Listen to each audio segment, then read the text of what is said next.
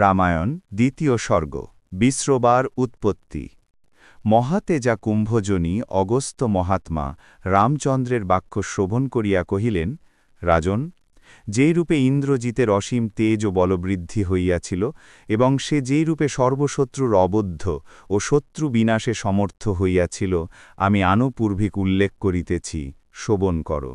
রাঘব, আমি রাবণেরও বংশ, জন্মবৃত্তান্ত এবং বড় লাভের বিবরণ সমস্তই প্রকৃত রূপে বলিতেছি। রাম, সত্যযুগে সাক্ষাৎ হুতাশন কল্প প্রজাপতিনন্দন পুলস্ত্য নামে এক ব্রহ্মর্ষি ছিলেন। তাহার ধর্ম ও শীল সংক্রান্ত গুণের বিষয় উল্লেখ করিবার প্রয়োজন নাই। তিনি ব্রহ্মার পুত্র ছিলেন, এইমাত্র বলিলেই তাহার গুণগ্রাম বোধগম্য হইতে পারিবে। সেই মণিসত্তম পুলস্ত্য ধর্মসাধনার্থ সুমেরু পার্শ্বস্থিত তৃণবিন্দুর আশ্রমে গমন করিয়া বাস করিতে লাগিলেন। ওই স্থান পরম রমণীয়। অতএব পরম সুন্দরী দেবকন্যা, পন্নগকন্যা, রাজর্ষিকন্যা ও অপ্সরকামিনী সকল ক্রীড়ার্থ প্রতিনিয়ত ওই আশ্রমে গমনপূর্বক কেহ গান, কেহ বাদ্য, কেহ বা নৃত্য করিত।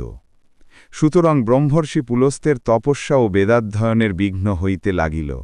তজ্জন্য ক্রুদ্ধ হইয়া মহাতেজা মহামুনি পুলস্থ অভিসম্পাত করিলেন যে, যেই কামিনী আমার দৃষ্টিপথে আগমন করিবে সেই গর্ভবতী হইবে।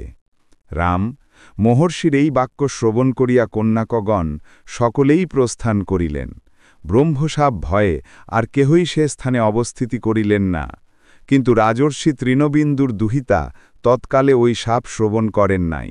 সুতরাং তিনি নিঃসংকোচিত্তে ওই আশ্রমস্থানে গমন করিয়া বিচরণ করিতে আরম্ভ করিলেন। ওই সময়ই প্রজাপতিনন্দন তপসমুদ্ভাসিত কান্তি মহামুনি পুলস্ত্য বেদাধ্যয়ন করিতেছিলেন। ওই বেদধ্বনি শ্রবণ ও মহর্ষিকে দর্শন করিবা মাত্র তৃণবিন্দু তনয়ার দেহ পাণ্ডুবর্ণ ও গর্ভলক্ষণ সুস্পষ্ট প্রকটিত হইয়া উঠিল। তখন নিজের তাদৃশ অবস্থা অবলোকনপূর্বক আমার এ কি হইল ভাবিয়া কন্যাকা নিরতিশয় উদ্বিগ্ন হইয়া পড়িলেন এবং নিজ আশ্রমে গমন করিয়া পিতার নিকট দণ্ডায়মান হইলেন। রাজর্ষি তৃণবিন্দু কন্যাকে তাদৃশ অবস্থাপন্ন নিরীক্ষণ করিয়া জিজ্ঞাসা করিলেন, বৎসে, তোমার শরীরের এরূপ অনুচিত অবস্থা হইল কেন? তখন কন্যাকা কৃতাঞ্জলি পুটে কাতরভাবে তপোধন তৃণবিন্দুকে উত্তর করিলেন, পিত, কি কারণে যে আমার এরূপ অবস্থা হইল আমি তাহা অবগত নহি। তবে এইমাত্র বলিতে পারি যে, আমি এইমাত্র আমার সখীদিগের অনুসন্ধানার্থ একাকিনী তপশুদ্ধ চেতা ব্রহ্মর্ষি পুলস্ত্যের আশ্রমস্থানে গমন করিয়াছিলাম। কিন্তু দেখিলাম যে সখীদিগের কেহই তথায় আগমন করে নাই, অথচ আমার অবস্থা এরূপ হইয়া উঠিল। দেখিয়াই আমি এই স্থানে আগমন করিয়াছি। তখন তপসমুদ্ভাসিত কান্তি রাজর্ষি তৃণবিন্দু ধ্যানস্থ হইয়া দেখিতে পাইলেন যে, ভাবিতাত্মা মহর্ষির শাপ প্রভাবেই তাহার কন্যা করে এইরূপ দশা ঘটিয়াছে।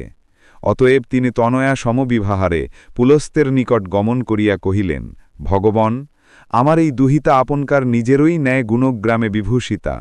আমি স্বয়ং যাচক হইয়া আপনাকে ভিক্ষাস্বরূপ এই দুহিতা প্রদান করিতেছি। মহর্ষে, আপনি ইহাকে গ্রহণ করুন। আপনি তপশ্চরণ নিবন্ধ শ্রান্ত হইয়া পড়িলে ইনি প্রযত্ন সহকারে আপনকার শুশ্রূষা করিবেন, সন্দেহ নাই।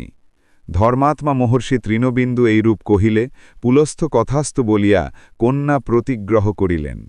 তখন কন্যা সম্প্রদান করিয়া রাজর্ষি তৃণবিন্দু নিজ আশ্রমে প্রতিনিবৃত্ত হইলেন। সাধ্বী কন্যাকাহ বিবিধ গুণপরম্পরা দ্বারা স্বামীর তুষ্টি সাধন পূর্বক আশ্রমে বাস করিতে লাগিলেন। অনন্তর মহাতেজা মুনিপুঙ্গ পুলস্ত্য পত্নীর স্বভাব ও আচরণে পরম পরিতুষ্ট হইয়া কহিলেন, ভদ্রে, আমি তোমার অসাধারণ গুণসম্পত্তি দর্শনে অতীব সন্তুষ্ট হইয়াছি। সেই সন্তোষ নিবন্ধ আমি তোমায় আত্মসদৃশ পুত্র প্রদান করিতেছি। ওই পুত্র আমার ও তোমার উভয়েরই বংশ রক্ষা করিবে এবং পৌলস্ত্য নামে বিখ্যাত হইবে। শুভে, আমি বেদ পাঠ করিতেছিলাম। তুমি সেই বেদপাঠ শ্রবণ করিয়া গর্ভিতিনী হইয়াছিলে। এই জন্যে তোমার পুত্রের আরেক নাম বিশ্রবা হইবে, সন্দেহ নাই। ব্রহ্মর্ষির এই বাক্য শ্রবণপূর্বক কন্যাকা নিরতিশয় আনন্দিত হইয়া অল্পকাল মধ্যেই বিশ্রবা নামক পুত্র প্রসব করিলেন। লোকত্রয় বিশ্রুত মুনিপুঙ্গ বিশ্রবা শৌচধর্মে নিষ্ঠাবান দ্যুতিমান সমদর্শী ব্রতাচার পরায়ণ এবং পিতারই মতো তপস্বী হইয়া উঠিলেন। রামায়ণ উত্তরকাণ্ড 2য় সর্গ সমাপ্ত।